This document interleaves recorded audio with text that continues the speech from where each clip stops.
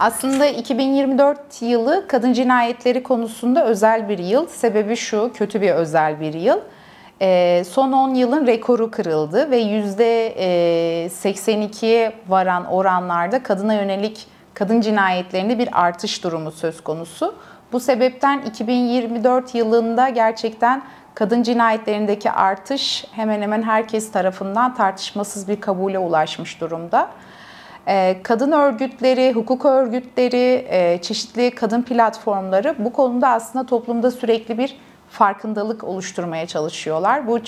Çünkü bunun sebebi şu, burada çözümleri de konuştuğumuz zaman ilk olarak aslında toplumda gerçekleşen o farkındalıkla birlikte bir dönüşüm seyri söz konusu olacak. Bir diğer husus ise söz konusu cezasızlık politikasıyla mücadele edebilmek için de elbette ki bu davaların takipleri yapılıyor yine kadın örgütleri tarafından ya da hukuk platformları tarafından. Genel olarak hani yapılan çalışmaları, sivil toplumun çalışması genelde bu iki direk üzerinden devam eder. Ve bu cinayetlere baktığımızda bunların %57'sinin evlerde olduğunu görüyoruz. Bu da bize şunu söylüyor aslında. Evlerin yani özel alan olarak kabul edilen ev mekanının kendisini kadınlar için katledilme alanlarına dönüştüğünü fark ediyoruz. Nihayetinde bu kadın cinayetlerine de baktığımızda çoğunun birinci dereceden yakınlar tarafından, ya eş tarafından, ya baba tarafından, ya abi tarafından ya da boşanma sürecinde olduğu partneri tarafından gerçekleştiğini görüyoruz. Burada bu dosyaların çoğunda savcılık makamı tarafından intihar olarak dosyaların kapandığı görülüyor. Şimdi bunlar bize aslında evin kadınlar için güvenli bir alan değil, bunun bir masal olduğunu gösteren bir durum. Çünkü kadınlar açısından çoğu ev mekanını katledilen özel alanlar olarak görmek gerektiğini, ev içindeki şiddeti aslında kadın örgütlerinin bu kadar dikkat çekmesinin bir sebebi de budur. Çünkü şiddet çoğu zaman dışarıdaki yabancıdan değil, çevremizdeki küçük çemberlerden doğru geliyor. Kadınlar Türkiye'de daha çok buna maruz kalıyorlar.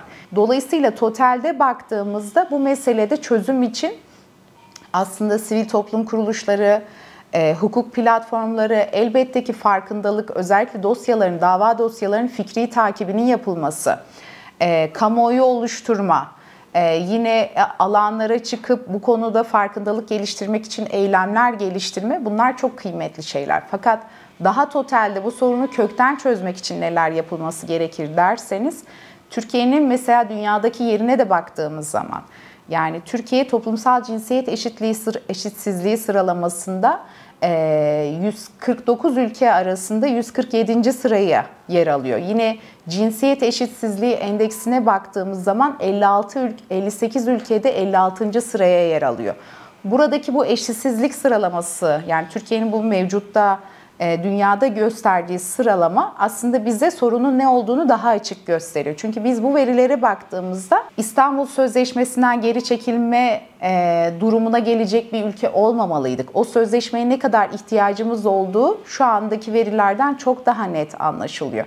Yani bildiğiniz gibi 2021 yılında sözleşme feshedildikten sonra kadın örgütleri bu konuda gerçekten oldukça yüksek bir itiraz gerçekleştirmesine rağmen iktidarın bu konuda geri adım atmadığını gördük.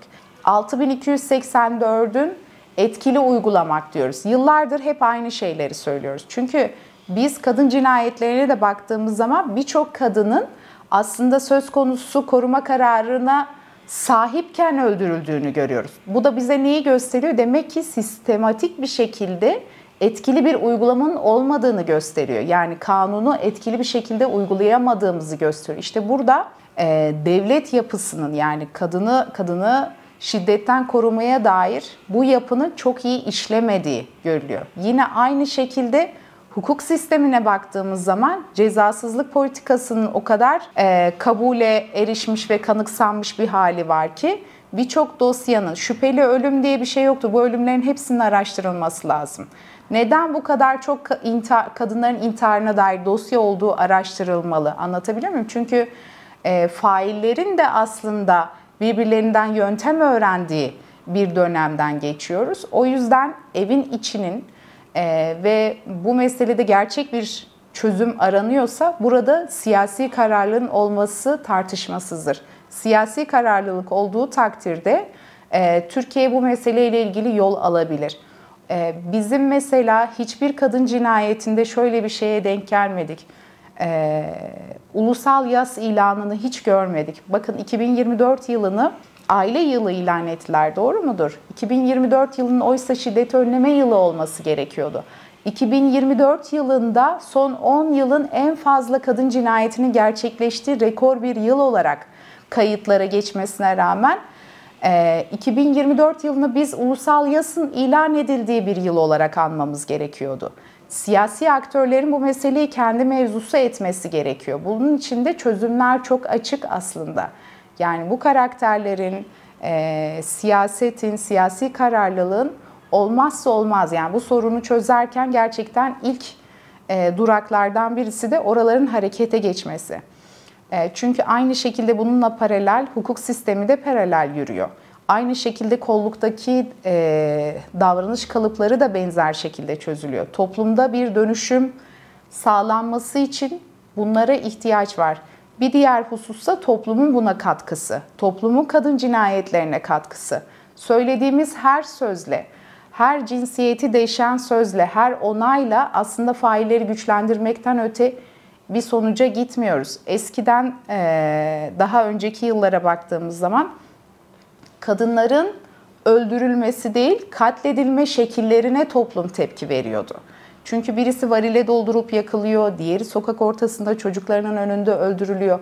Oysa burada tepki vermemiz gereken şey bu yöntemlerin acımasızlığı ya da canavarca hisle yapılmış olmasına değil, kadınların öldürülmesine olması gerekiyordu. Toplumu bu noktada doğru yönlendirmek de gerekiyor.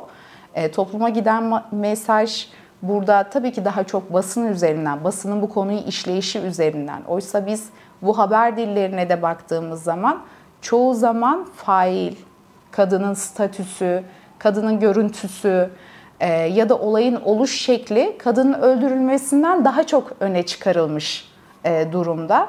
O yüzden bu meseleyi, yani kadına yönelik şiddet, kadın cinayetleri meselesini toplumsal bir sorun olarak görmek gerekiyor ki toplumsal bir dönüşümle birlikte çözüme gidebilelim. Yani bu konuda yine en güçlü sorumluluğu bence kadın kurumları alıyor. Hem de Türkiye'nin en bağımsız ve en kolektif hareket eden yapısıdır aslında kadın örgütleri.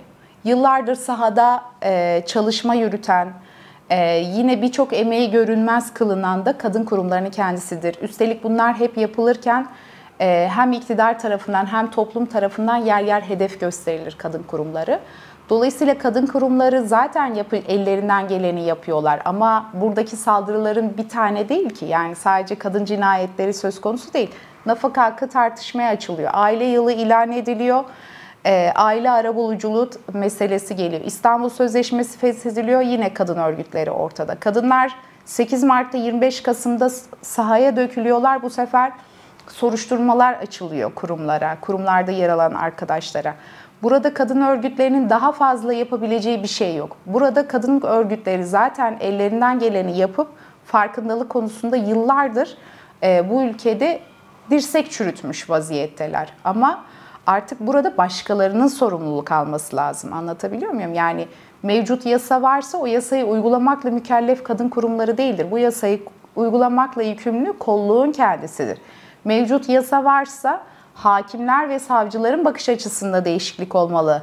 Ya da işte siyasi kararlılık dediğimiz mesele öylesine söylediğimiz bir durum değil. Ülkede bir sürü sorun oluyor değil mi? Her mesele için çıkıp açıklama yapılıyor. Neden biz mesela öldürülen bir kadınla ilgili ya da kadın cinayetleri odağında bir söz duyamıyoruz? Sadece kadını kadın olmasından kaynaklı yaşanan bu cinayetlerde hala kadın kelimesini geriye atıp aile meselesini öne çıkarıyoruz. Çünkü hani iktidarın kendi tebaasında şimdi kurulmuş kadın örgütleri var mesela. Bu aslında bağımsız kadın örgütlerinin gücünü kırmaya yönelik bir stratejinin parçası.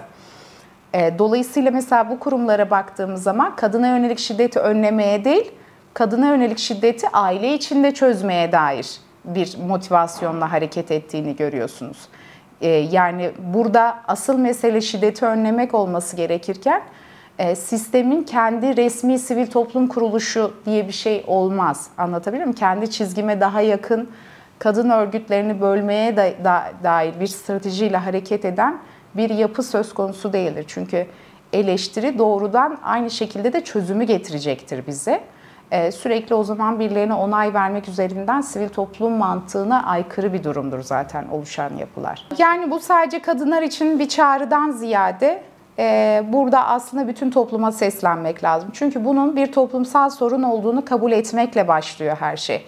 Hepimizin problemi olarak görmemiz lazım. Yani bir kişi daha eksilmeyeceğiz sözcüğü aslında toplumsal bir çağrı sözüdür. Dolayısıyla bugün başka bir kadının öldürülme hikayesini okurken yarın çok yakınımızda ya da bize yönelik bu durumun gerçekleşeceği de akıldan çıkarılmamalıdır.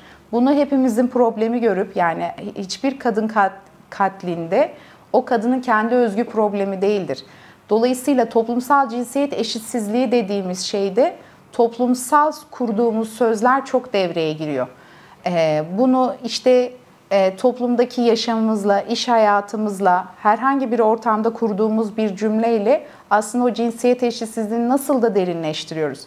Ya da kadına yönelik bir şiddet durumu olduğu zaman ya da kadın cinayetleri olduğu zaman faili aklamaya yönelik söz kurulmaması lazım. Bunu ne toplum yapmalı ne de basın örgütleri yapmamalı. Anlatabiliyor muyum? Destek eğer gerçekten kişi bu toplumdaki herhangi bir bireyse verebileceği en büyük destek budur. Herkes kendi evine, kendi habitatına, kendi camiasına eşit söz kurabilmeyi taşırsa bu sorun tabii ki doğalında çözülmeye dair bir ilerleme kat edecek. Ama bizde tam aksi oluyor daha çok. Kadına yönelik cinayetlerle ilgili, kadına yönelik şiddet meselesini çözmeye dair söyleyebileceğimiz yeni bir söz yok. Çünkü İstanbul Sözleşmesi'nden çekilmesi Türkiye'nin bizim açımızdan çok açıklanamaz bir durumdur. Anlatabiliyor muyum? Sözleşmeyi feshediyor 2021 yılında. 2024 yılında aile yılı ilan ediliyor. Yani o hep kadın örgütlerinin kadını kadın olarak kabul et ve buna dair çözüm üret sözü, kadın kelimesinin yerine aileyi koyuyorsun ve aslında şiddeti görünmez kılıyorsun cümleleri aslında bunlara karşılık geliyor. Yine işte cinsel saldırı ya da şiddet dosyalarında savcılığa gidip suç duyurusunda bulunduğu zaman kadınlar, kadın beyanı esastır cümlesinin aslında doğrudan mantığı şuydu. Orada suç duyurusunda bulunulduğu zaman ilk akla gelen şey kadının yalan söylemiş olabileceği. Daha çok bunun üzerinden hareket edilmesine dair bir eleştiri cümlesiydi kadın beyanı esastır. Herhangi diğer adli suçlarda nasıl ki size başvurulduğu zaman delilleri toplamaya dair bir araştırmayı eksiksiz yapıyorsanız, kadınlar size cinsel saldırıyla ya da başka meseleler üzerinden başvuru yaptığı zaman ilk aklınıza gelen şey bu kadının yalan söylediği değil, normal bütün delillerin toplanması olmalı.